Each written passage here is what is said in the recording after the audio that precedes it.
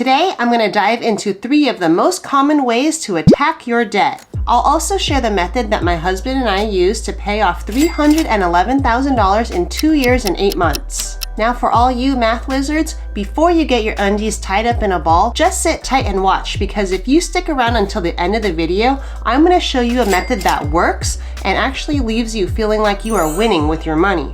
If you aren't sure how interest works, here's an example. Interest is the price you pay to borrow money. Let's say you have an amount of $100 as your starting money. In the financial world, this would be known as principal. So we have the $100 principal, and let's say we pay an interest rate at 5% annually. In 1 year, with a $100 principal and 5% interest, we will owe a balance of $105. $100 is a principal, and $5 is the interest that is added on to the $100. In the finance world, we would say that $5 is the interest accrued. Now to keep this example simple, let's say we aren't making any payments. In another year, we would have to pay 5% interest on top of the new balance. So $105 turns into $110.25. Pay another 5% interest on top of that, and at 3 years, we have $115.76. At 4 years, it's $121.54. Now these are baby numbers, but let's replace that $100 with $10,000 or $100,000, and holy guacamole, that can get scary really fast. If you think that guacamole is scary, the average credit card interest is give or take around 20%. In 2021, the average American had over $5,000 in credit card debt. 20% of $5,000 is $1,000. I don't know about you, but I'd rather keep my $1,000 instead of giving it away to some poopy head. No thank you, sir. Now, some people will say to pay just the interest as it accrues on your credit card or on your student loan. However, you are basically just paying the loan company and not chipping away at the principal amount. Talk about running on a hamster wheel. It's very hard to get any traction or momentum to pay off that debt. For us, our story was that by the time we finished our doctorate programs, the interest had already accrued, and at the end of the 3 years, we owed $361,000. So for that first year, we paid diligent monthly payments every month, and by the end of 12 months, we actually paid off $50,000, which to us was really good. And then, here's your guacamole. Out of that $50,000 we paid off, $32,000 of it went directly to interest, and only $18,000 went towards principal. We've never felt so defeated before in our life. We really felt like we were going to be paying that loan company forever because the interest just keeps accruing and accruing despite making monthly payments. That being said, if you don't want to be giving your hard-earned money away to some poopy heads, then keep watching. The best way to pay off your debt is to pay it off as fast as you can, because that interest is accruing and accruing, and it's going to come back and whack you in the butt. The first debt payment method I'll talk about is debt consolidation. Debt consolidation is where you combine multiple debts into one and make a single payment. A lot of people think that debt consolidation is better because you can usually get a low interest rate and all your debts are in one place. The problem with that is that the interest rate could possibly go up over time depending on the type of loan. Some debt consolidation rates can also be between 6 and 36%. No, thank you. And the lifespan of your single debt will be stretched over time. Some people in denial about their debt say, "It's okay, I'll just consolidate it." But that debt doesn't go away. It's still there. My thoughts on debt consolidation being your answer to pay off loans fast is there are times where debt consolidation can be helpful, but it doesn't solve the problem of you still being in debt. Okay, on to the next debt payment method, the debt avalanche. Debt avalanche is also known as debt stacking. This is where you take all your debts and pay off the debt with the highest interest first, and so on. Let's say you have $50,000 in debt, for example.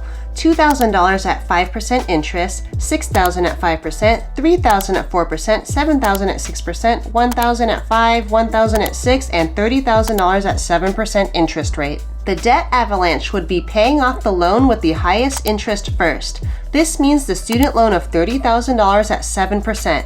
Second would be the consumer debt with $7,000 at 6%.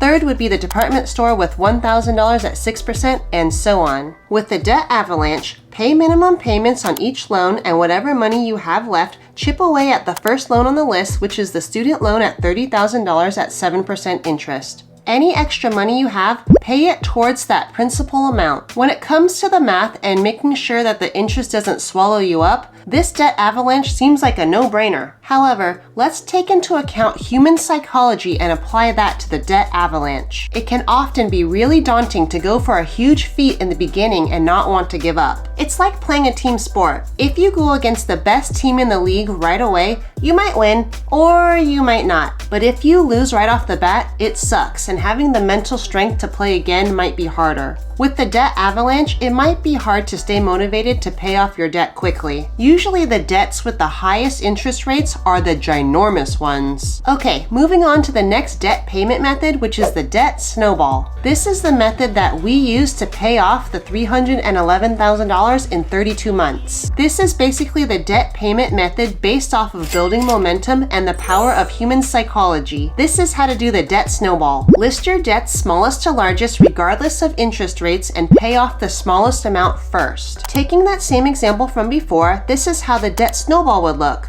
The first loan would be $1,000 at 6% interest, the second one $1,000 at 5% interest, the third one $2,000 at 5%, then $3,000 at 4%, $6,000 at 5%, $7,000 at 6%, and then last $30,000 at 7%. Also, if you have two loans that have the same principal amount, you can pay off the one with the higher interest rate first. So what you are going to do is pay minimum payments on each loan, and whatever money you have left, chip away at the first loan on the list, which is the department store at $1,000 at 6% interest. Any extra money you have, pay it towards that principal amount until that first loan is fully paid off. Once that first loan is gone, instead of having to pay off 7 loans, you now only have 6. Also, the minimum payment you would have paid towards that first loan is gone, so you can apply that money towards the second loan. Now you are paying off the second loan, which is $1,000 at 5% interest. Keep making minimum payments on the 6 loans remaining, and any extra money you have, pay it towards that second loan until it's gone. Once it's gone, instead of 6 loans, you now have 5 loans left. Then you are going to continue.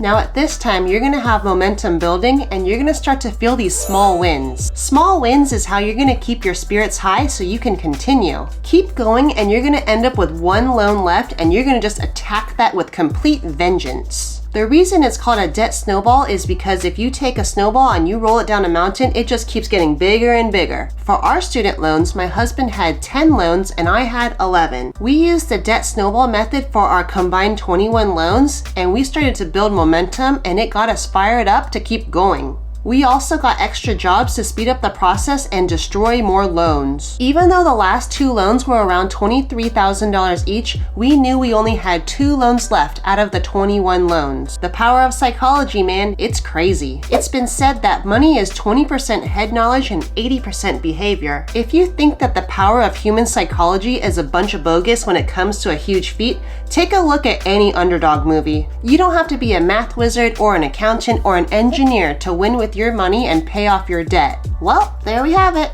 Debt snowball is the way to go. If you want to keep winning with your money, you might also like this video, which I will link right here.